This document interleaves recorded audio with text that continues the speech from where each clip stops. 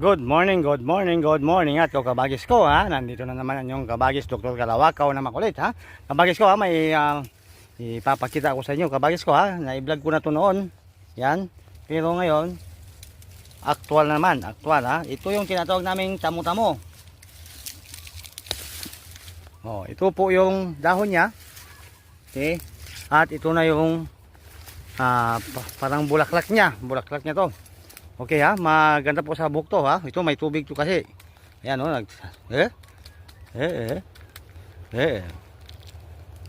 diba? Yan, ang dulas, shiny ha.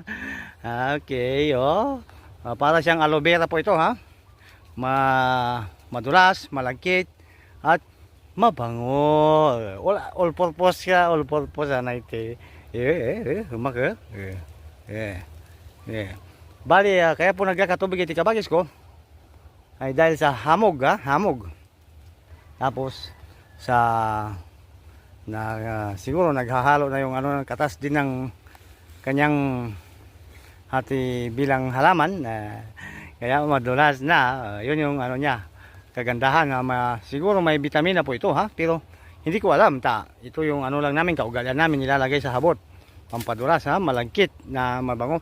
Pagkabango ha, parang sa atin nabibili ha. Sabi ko sa inyo kabagis ko, hindi tayo mawawalan sa basta tayo mapagsaliksik. Tamo-tamo ang tawag po diyan ha. Tamo-tamo ha.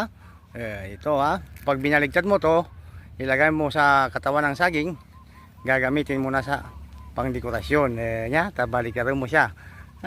Sabi ko sa inyo kabagis ko ha. Okay kabagis ko ha, maganda sa buhok, madulas at mabango, para siyang aloe vera ha. Dagdag kaalaman yan kabagis ko ha, pampadulas ng buhok, pampalago, pampalambot. Mula sa inyong kabagis Dr. Kalawakaw.